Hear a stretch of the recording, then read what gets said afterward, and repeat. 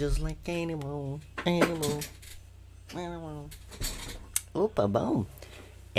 Vamos lá? Seguinte. Um detalhe que é muito importante, tá? Que eu cite, que eu ensine. Enfim, antes de qualquer coisa, fique esperto em todas as redes sociais. Agora, todas chamam Toriquetor. Arrumei no Instagram pra não ter essa confusão. Vejam todos os vídeos porque eles têm conexão entre si. Enfim. Já fiz bastante vídeo com umas citações da lore, tem bastante clipe, tem bastante vídeo de eu ensinando, tem até uma playlist que é ensinando. É só você clicar lá, tem um monte de conteúdo pra você aumentar a tua noção, pra você conseguir jogar melhor o sistema, tá? E enfim, eu acho que é importante que vocês entendam mais da lore. Então vamos lá. O Omniverso, ele é todo o mundo. Vamos pensar no Omniverso como o planeta, tá? Vamos simplificar as coisas. E todos os outros multiversos como países, tá? Eu acho que dividindo assim fica mais simples. Até porque, principalmente a Torre Ketora, tem um barulhaço do cacete. Acontece. A Torre Ketora, ela é um multiverso que é dividido em muitos universos. E é nessa que usa esses termos, o omniverso, multiverso, universo, a galera acaba bugando. Então, dessa forma, eu sinto que vai ficar mais simples. Então, planeta, países e estados, ok? Vamos facilitar assim. Antes, a Torre Ketora, ela mal tinha um estado. Ela tinha só uma região metropolitana ali. E ela era Inópiton. Tanto que anteriormente o nome do meu multiverso como um todo, meu planeta, era Inópiton, só. E Inópiton era um mundo extremamente simples, mas ainda originário da mesma forma que tudo é originado no universo de acordo com as regras. Então, tudo existe porque aquilo já foi protagonizado por um outro caos, por um outro player antes, tá? E é por isso que tem importância. Nada tem importância só porque tá aqui, só porque tá na minha cabeça, só porque eu sinto aquilo. Foda-se, não importa o que eu acho aquela determinada coisa. Se eu não consigo colocar aquilo pra fora, isso se torna algo compartilhado e coletivo, aquilo não existe. Isso não é nada além de um pensamento, ok? Então toda a Inópiton, que hoje em dia é chamada de ecos e reverberações, ela foi como tudo começou, em que era tudo bem mais simples, as regras elas ainda giravam ao redor dos dados, de fichas, níveis e tudo mais. E antes o multiverso ele não existia, esse conceito não existia. A hemomancia, a pacificador, entre outros conceitos e organizações primais ou primordiais, elas também surgiram aí. Então, se você estiver esperto, a barricada e a retaguarda, por exemplo, foram criações, foram né, dessa época. A barricada, ela era, por muito tempo ela foi o regime real, enfim, era a rebelião. E a retaguarda era o império. Vamos pensar assim que facilita. E a rebelião, os reis das nações e tudo mais, eles lutavam em conjunto e era quase como uma ONU da vida para tentar proteger o planeta. Mas em algum momento, a retaguarda ela se tornou muito poderosa, ela percebeu muitos erros estruturais desse regime, que por mais bondoso e moral que fosse, estruturalmente ele tinha problemas. Então não importa se existiam bons governantes, eram pessoas boas. O sistema era mal feito, então isso já dava abertura para ter muita corrupção. A retaguarda percebia isso e criticava, mas enfim, a barricada não queria simplesmente perder aquela organização que eles tiveram que construir por tanto tempo. Eles não queriam perder isso. Então o que eles fizeram? Eles lutaram contra a retaguarda. Eles não queriam permitir que eles fizessem da forma que eles queriam. O que era? Era uma anarquia. Era uma grande anarquia porque dessa forma todo mundo ia estar livre, não ia ter todas essas organizações e governos, porque eles tinham uma visão meio conturbada da realidade em que a população precisava ser controlada. Dava certo?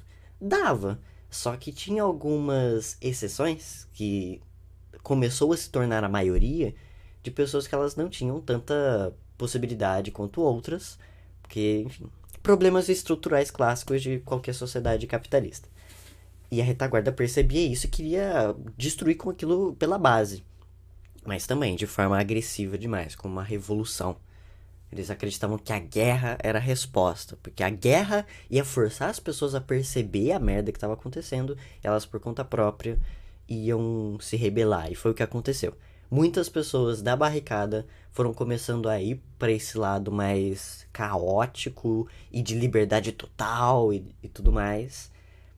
Outros grupos começaram a surgir e foi nessa que a barricada ficou muito mais fraca, a retaguarda tomou conta, começou, houve a grande fissura no espaço-tempo, que um dos membros da retaguarda, ele mal sabia direito das intenções, ele foi só usado para ele fazer isso, que foi o necromante, ele fez essa fissura exatamente para dividir ainda mais o poder de Noctum e dessa forma toda a atenção que antes a barricada tinha ia ser dividida em vários pontos. Eles não poderiam mais continuar exercendo o seu poder e aumentando pré-requisitos e tudo mais. Então, enfim, foi uma estratégia genial.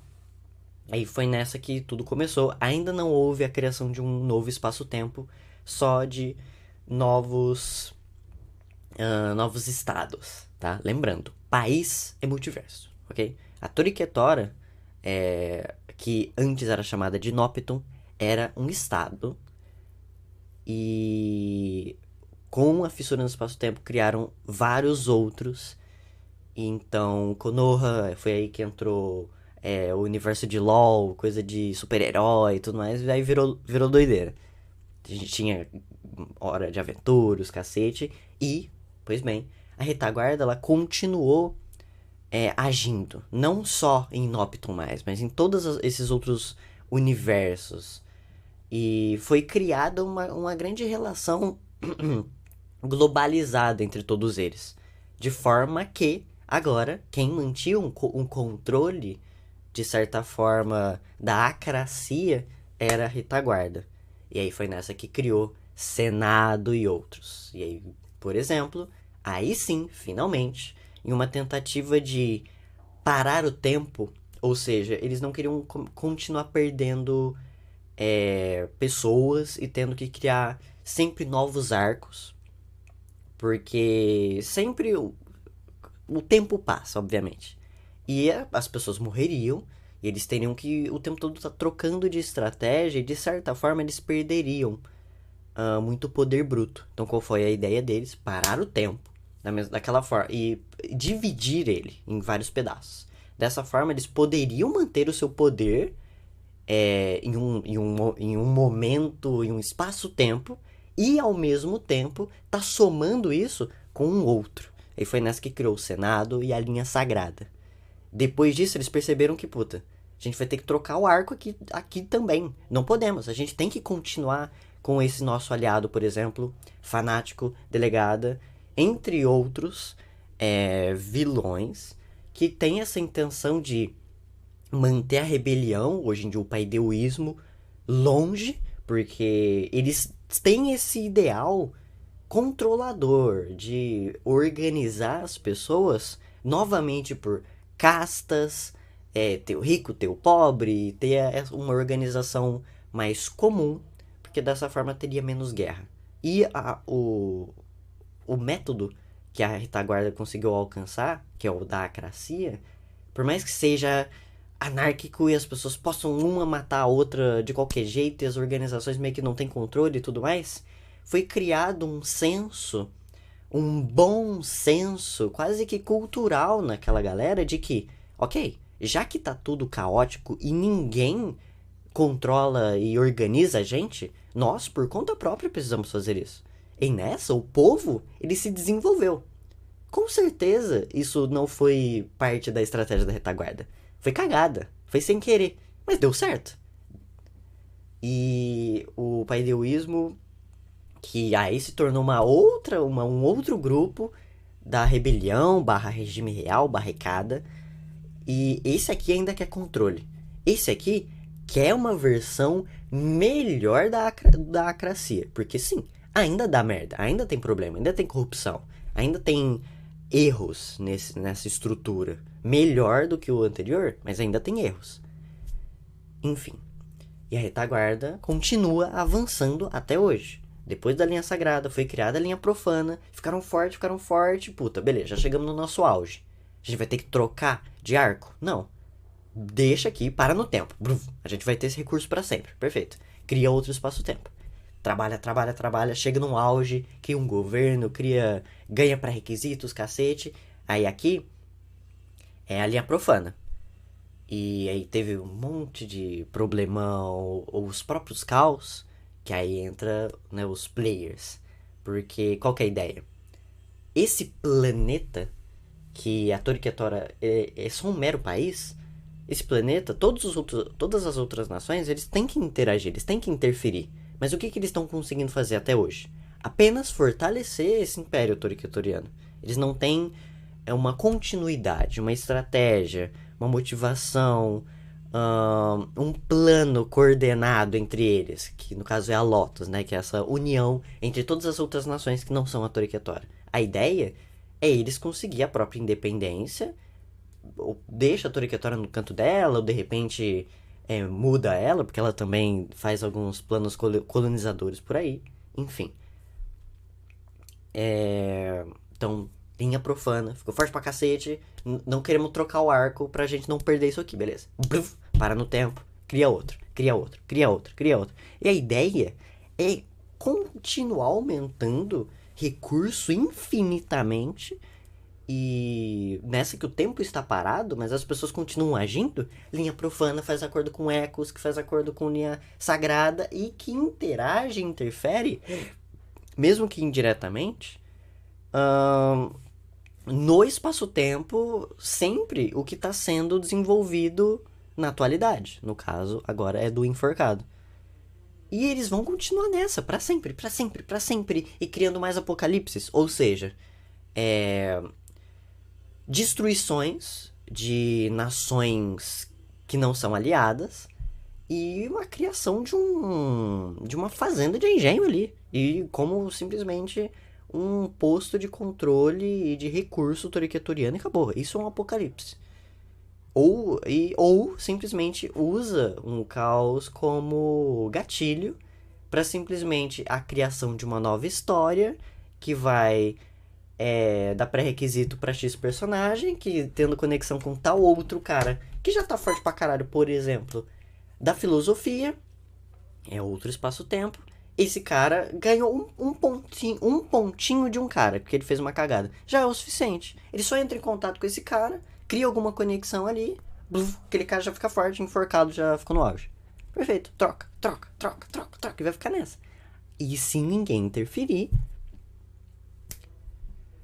Bom, acho que isso foi útil. Acho que isso foi muito útil. Provavelmente muita gente não vai entender. Então vai entrar em contato com os líderes da Lotus. Eles vão saber te traduzir isso mais bonitinho. Se você tá vendo esse vídeo e não tem a menor ideia do que eu tô falando, mas achou interessante essa história e você quer fazer parte desse RPG, vem com a gente, entre em contato, deve ter aí na descrição como você vai conseguir conversar comigo pelo Discord, vem participar disso. Tenha em mente que depende de muito estudo, depende de muito esforço, não é um sistema comum de RPG, ele é principalmente um método de desenvolvimento, é quase como uma terapia, uma academia, em que você não tá aqui só pra zoar, você tá aqui pra realmente se esforçar, é um jogo competitivo, ok? É isso, fiquem espertos e dale.